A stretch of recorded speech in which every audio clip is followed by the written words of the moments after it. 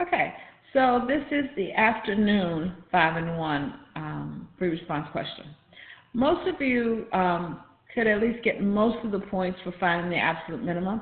Most of you could find the derivative. So to find the derivative, we're going to use this product rule. So we get e to the x cosine x minus e to the x sine x, because the derivative of cosine is negative sign, which gave us e to the x cosine x minus sine x equals to 0. Okay? So you got 1 point for setting the correct derivative equal to 0. So if you didn't do the correct derivative and set whatever you got to 0, you didn't get that point. You got 1 point for setting the correct derivative equal to 0. You got 1 point for evaluating the critical numbers and the endpoints. So to find the critical numbers, we have to set these two equal to each other. And when is sine x equal to cosine x? Well, it's equal to, they're equal to each other at pi over 4 and 5 pi over 4. So you got the second point for evaluating this. So you had to look at not just these, but also the endpoints. So you had to look at 0, pi over 4, 5 pi over 4, and 2 pi. And because we're looking for the absolute value, we're going to put these back into the original expression. So that's going to give us e to the pi over 4. Cosine of pi over 4 is what? Radical 2 over 2. And this is going to be e to the pi over 4. And this is radical 2 over 2, or is it negative? And I skipped 0. I don't know why I skipped 0. Don't do that on your test, or you will miss that point, because I put a y there. So at 0, I get e to the 0. Cosine of 0 is 1, so I get 1. And then at 2 pi, I get e to the 2 pi.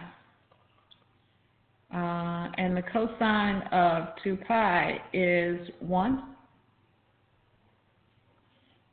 So we're looking for a minimum. The only one that could be a minimum is the negative one. So you got 1 point for, you had to evaluate all 4, and then you got 1 point for your answer with the correct justification. So it is it's an absolute, you didn't have to justify it. It's an absolute min at pi over 4, but the absolute minimum is negative e pi over 4 times radical 2 over 2. So you had to say that the absolute minimum was this value in order to get the point, and that's how you got the final point. Okay? To find the next one, we had to, it asked us to find the intervals in which it's increasing, so we had to do a sign chart to see when the derivative was positive. So we go 0 and pi over 4 and 5 pi over 4 and 2 pi. Okay, so we take a number between 0 and pi over 4, and we're evaluating the derivative, and we find that that is positive. If you think about it, you have to look at the quadrants and see the value of sine and pi. So you had to do a lot of evaluating with trig. Then it was negative here, and it's positive between those two. Okay?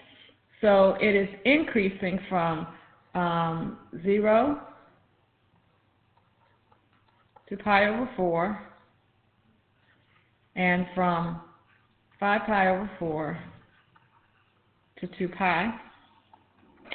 And you got your points here. One, you got a point for this answer. You had to have both of them to get the answer, to get the point.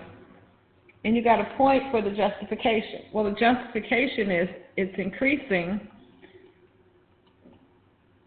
and you had to be specific and say because f prime of x is positive, on this interval, on these intervals. You had to say either f prime of x is positive or the slope is positive, one of those things. You couldn't, a lot of people just said it is positive. Well, what is it? Or the slope changed, you say it changed. What changed? You have to be specific here. And so you got 1 point for the answer and 1 point for the justification. Find the x-coordinate of each point of inflection. So here we have to find the second derivative. Well, the first derivative was e to the x, what was it, cosine x minus sine x. So then the second derivative, I have to use product rule, so I get e to the x, and the derivative of cosine x is negative sine x. Derivative of sine x is cosine x, plus, now I keep this the same and take the derivative of e to the x, which is just e to the x. The best way to do this is to simplify it, so I get negative e to the x sine x minus e to the x cosine x plus e to the x cosine x minus e to the x sine x. Let's see, this negative, this and this will zero out, so I get negative 2 e to the x sine x. And I have to set that equal to 0. So your points came from 1 point for finding the correct derivative and 1 point for your answer. So we have to decide when is this 0. The only time this could be 0 is when sine x is equal to 0. And sine is equal to 0 at pi and 0. But 0 cannot be a point of inflection because it's an endpoint. So your only answer was x equals pi. So that was worth a point. So that was worth 2 points as well.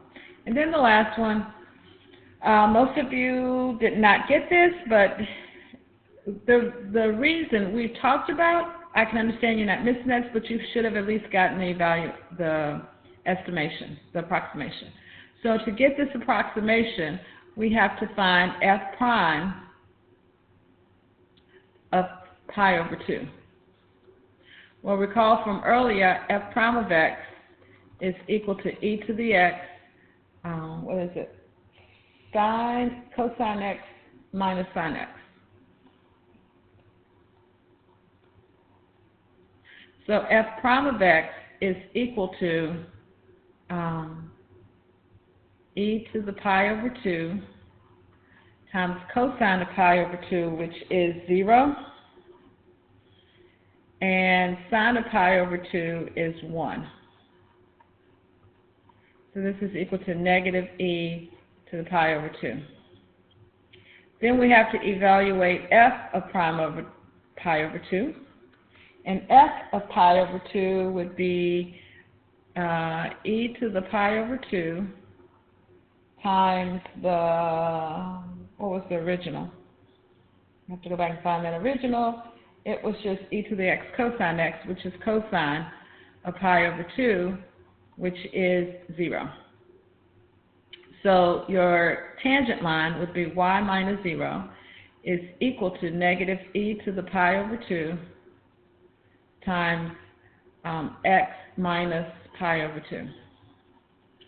So I want to approximate this. This is my tangent line. I want to approximate my tangent line at pi over 2. So that's going to be y is equal to, or I can say y of pi over 2 is equal to negative e to the pi over 2.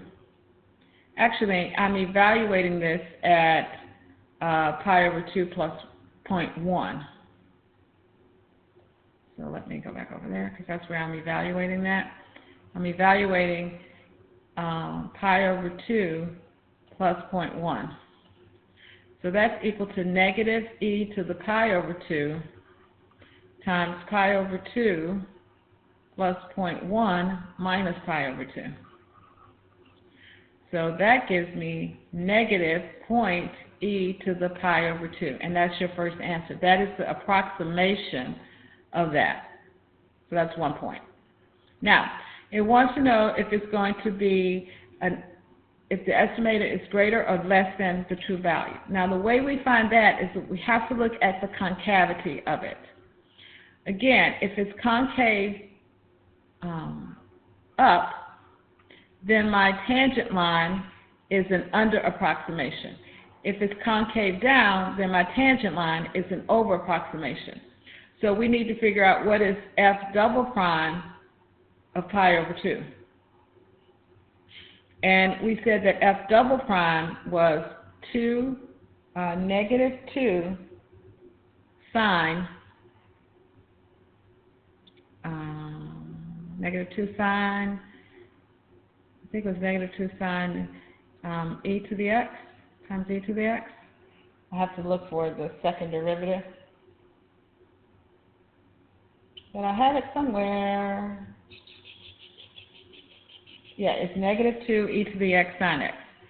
So evaluating this at pi over 2 gives me negative 2 times 1 e to the pi over 2. The biggest thing here is that it is negative, and so because it's negative, that means that it is concave down, and therefore my tangent line is going to be an over approximation. So this would be over approximation, and I would say because the function is concave down. Is concave down at this point. And that is how we saw that, so you got a point for the justification. And when the justification, you couldn't just say over approximation, you had to tell me why. Okay, those are some good things to know. You will see that again on tests, especially if you're continuing on the BC. If you're not even on the AP exam, you will see that again. So those are some good points to know. All righty, I hope you do well on your test tomorrow and have a good day.